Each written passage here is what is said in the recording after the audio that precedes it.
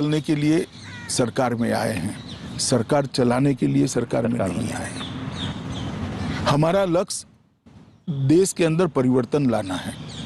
130 करोड़ की जनता को विश्व में, दुनिया के सबसे बड़े लोकतंत्र को विश्व में एक सम्मानजनक स्थान पर पहुंचाना है, जो जबकि पोटेंशियल सालों से यहां पड़ा है।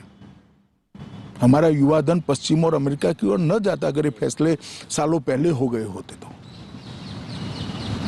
जो आज हो रहे हैं। मैं किसी का क्रिटिसिज्म करना नहीं चाहता, मगर वो इसलिए नहीं डरते हैं कि सत्ता में बने रहना लक्ष्य नहीं है, जो चलता है उसको चलने देना, आराम की जीवन जीना भी लक्ष्य नहीं है।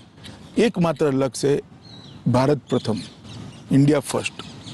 ये लक्ष्य लेकर वो चलते हैं और इसीलिए इसी में से दृढ़ राजनीतिक इच्छा शक्ति का निर्मित होती है।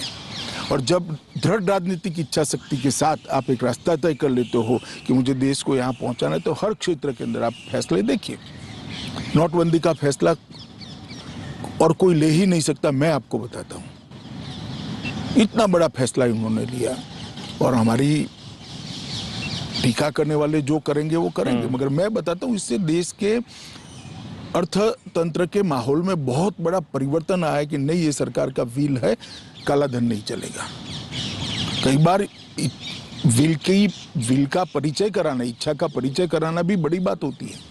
इसी प्रकार से जीएसटी, चिदम्बरम साहब से लेके प्रणब मुखर्जी साहब सब बात तो करते थे, अच्छी अच्छी अंग्रेजी में बोलते थे, परंतु किसी की हिम्मत नहीं पड़ती थी। मोदी जी ने केंद्र का राज्य का फर्क भूलकर कि फेडरल स्ट्रक्चर है, हम एक टीम है, काफी ऐसी चीजें थी जो राज्यों में अविश्वास पैदा करती थी, उसको हटा दिया और जीएसटी को सर्वानुमत से, और मैं गर्व के साथ कह सकता हूं इक्का दुक्का चीज छोड़कर जीएसटी काउंसिल में एक भी फैसला बहुमत से नहीं लिया गया है, सर्वानुमत से लिया गया है। जबकि जीएसटी काउंसिल में सभी दल की सरकारों के वित्त मंत्री है। 3 तलाक का उन्मूलन, किसी में हिम्मत नहीं थी। शाहबानू के केस को रिवर्ट करना पड़ा था, कानून को बदलना पड़ा, राजीव गांधी सुप्रीम कोर्ट के फैसले को बदला, उनको बदलना पड़ा था। 1 रैंक 1 पेंशन, कोई हिम्मत नहीं करता था। चीफ ऑफ डिफेंस स्टाफ का नया कंसेप्ट डिफेंस के क्षेत्र में, कोई हिम्मत नहीं करता था। सर्जिकल और स्ट्राइक और एयर स्ट्राइक का सवाल ही पैदा नहीं होता था। हम चुप हो जाते एक आध दो निवेदन कर कर। आज सबको मालूम है कि भारत की सीमाओं के साथ कोई छेड़खानी बर्दाश्त नहीं की जाएगी। धारा 370, 35 से सबको मालूम था कि टेम्पररी था, अब इसकी जरूरत नहीं है। कोई छूने की हिम्मत नहीं करता था।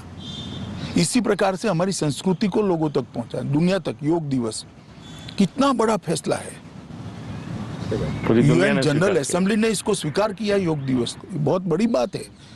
भारतीय संस्कृति का इतना बड़ा एक्नॉलेजमेंट शायद ही कभी हुआ होगा। पेरिस समझौता, बड़े बड़े देश ये लक्ष्य को घोषित करने के लिए, प्राप्त करने की बात छोड़ो, घोषित करने के लिए झिझकते थे। मोदी जी ने कहा कि ग्लोबल वार्मिंग और जलवायु परिवर्तन को रोकना है तो यही एक रास्ता है। इंटरनेशनल सोलर अलायंस और ढेर सारे ऐसे फैसले उन्होंने जो लिए, वो मैं मानता हूँ नई शिक्षा नीति और ढेर सारे फैसले। आर्थिक सुधार का तो एक पूरा इंटरव्यू आर्थिक सुधार पर हो सकता है, इतने सारे आर्थिक